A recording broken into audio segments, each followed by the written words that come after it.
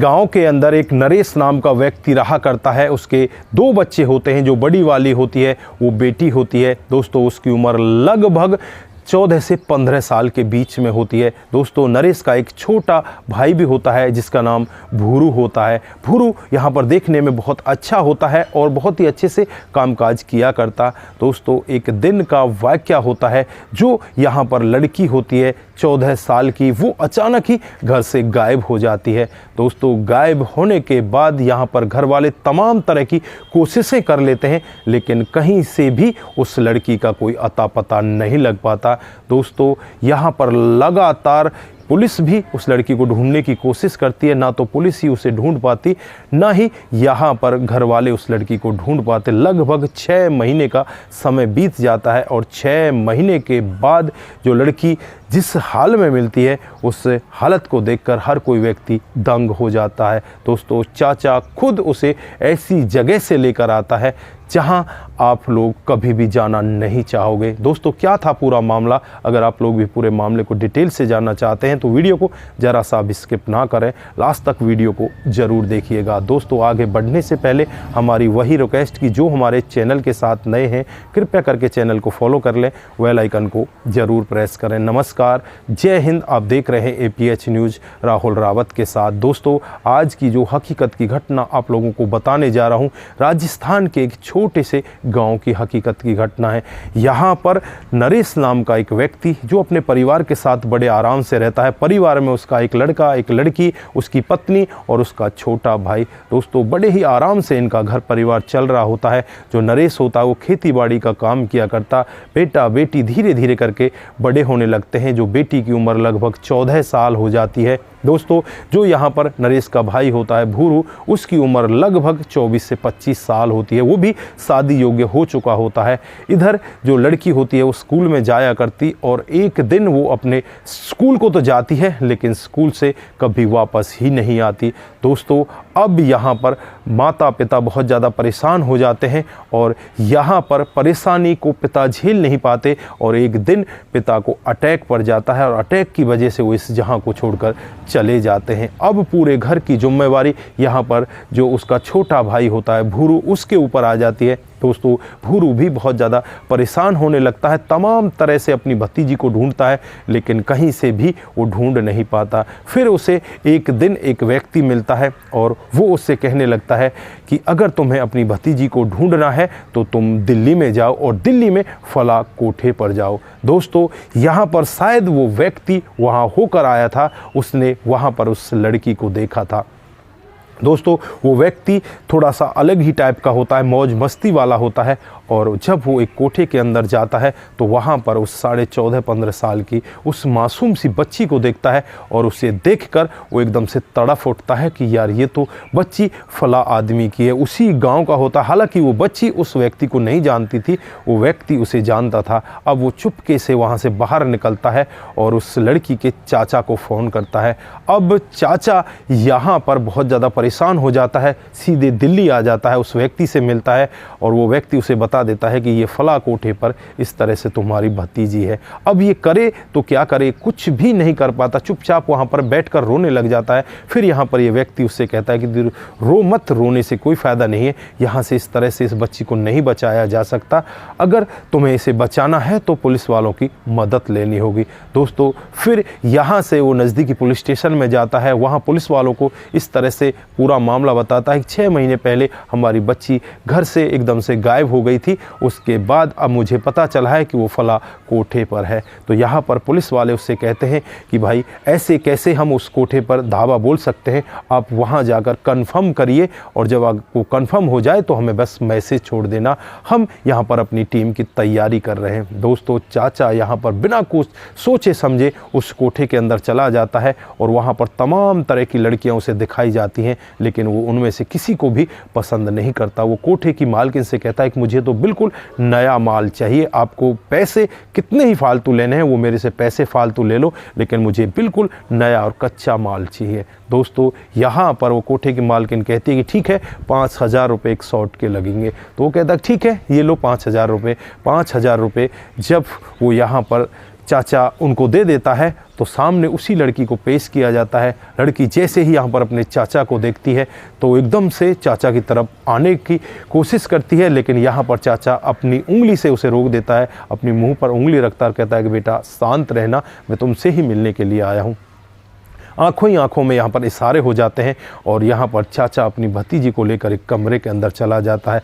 चाचा को जैसे ही भतीजी देखती है तो वो दहाड़े मार मार कर रोने लगती है। वो चुप उसे कराता, कहता है बेटा तू चुप हो जा, तुझे टेंशन लेने की ज़रूरत नहीं है, मैं अभी यहाँ पर पुलिस को बुला देता हूँ। वो SMS करता है। दोस्तों SMS के थोड़ी देर बाद ही वहाँ पर पुलिस धवल्ला दे देती है। चारों तरफ से लोग यहाँ पर भागने लगते हैं और जो कोठे की मालकिन होती है वो इस दरवाजे को भी बजाने लगती है, कहती है कि तुम यहाँ से जल्दी भागो, पुलिस का छापा पड़ चुका है, लेकिन वो अंदर से किवाड़ों को खोलते ही नहीं। दोस्तों फिर यहाँ पर पुलिस आ जाती है, उस कोठे की मालकिन को भी यहाँ से गिरफ्तार कर लिया जाता है और यहाँ पर इस चाचा भतीजी दोनों को बचा दिया जाता है। और जब पुलिस वाले यहाँ पर उस छोटी सी उम्र की बच्ची से ये पूरा वाक्य पूछते हैं कि तू यहाँ पर पहुँची कैसे, कि रो रो कर एक ऐसी कहानी बताती है जिसे सुनकर हर कोई व्यक्ति दंग हो जाएगा। दोस्तों दरअसल में वो लड़की गांव के ही एक लड़के के प्यार प्रसंग में पड़ जाती है। इतनी छोटी उम्र में वो एक लड़के से प्यार करने लगती है। लड़का जो होता है लगभग 23 से 24 साल का होता है। दोस्तों वो उसे प्यार का पूरा झांसा देता है, कहता है कि मैं तुमसे शादी करना चाहता हूँ, तुम्हारे साथ जीना चाहता हूँ। और वो लड़की फिर यहाँ से इस तरह से उस लड़के के साथ निकल जाती है। उस दिन स्कूल तो जाती है, लेकिन स्कूल के जाने के बाद वो स्कूल ना जाकर सीधे उस लड़के के साथ वहाँ से फरार हो जाती। वो तो यही सोच रही थी कि इस लड़के के साथ तेरा जीवन अच्छा कटेगा, तो इसके साथ प्यार प्रसंग में रहेगी, लेकिन यहाँ पर उसके साथ होने वाला कुछ और ही था। दोस्तों यहाँ पर वो लड़का पहले तो खुद उसके साथ गलत और घिनौना काम करता है, उसके बाद उसे दिल्ली ले जाता है और दिल्ली ले जाने के बाद एक कोठे पर उसे 55,000 रुपये में बेच देता है। दोस्तों यहाँ पर वो यही कहकर जाता है कि मैं थोड़ी देर में आ रहा हूँ, मुझे कुछ दवा लेकर आनी है, तुम बस यहाँ पर बैठ जाओ। दोस्तों उसके बाद ये लड़की यहाँ पर इस कोठे मालकिन की चंगुल में फंस जाती है और कोठी की जो मालकिन होती है हर दिन इससे बहुत सारा पैसा कमाया करती। पहले ये लड़की मना करती, लेकिन इसके साथ मार पिटाई होती, इसके साथ बहुत ही दुर्व्यवहार होता। ये करे तो क्या करे, बस मन ही मन वहाँ पर रोने लगती है। दोस्तों अब यहाँ पर इस लड़की को बचा तो लिया गया है, इसकी काउंसलिंग करवाई जा रही है। इस लड़की का मानसिक संतुलन भी खराब है। ये लड़की बस इधर उधर की बातें ज़्यादा कर रही है, क्योंकि यहाँ पर इस लड़की के विश्वास के साथ भी बहुत गलत हुआ। जिस लड़के के साथ ये प्यार प्रसंग में थी, उस लड़के ने ही इसके साथ में इतना घिनौना और इतना गलत काम कर दिया।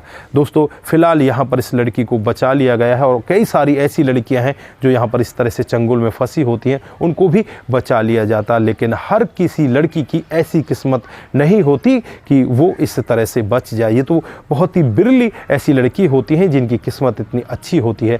इस घटनाक्रम को सुनाने का उद्देश्य सिर्फ उन लड़कियों को जागरूक करने का है जो लड़कियां इस तरह से अपने घर वालों को छोड़कर इस तरह से अपने प्रेमी के साथ भाग जाती हैं। तुम्हारे घर वाले तुम्हारे लिए कभी भी गलत नहीं सोच सकते।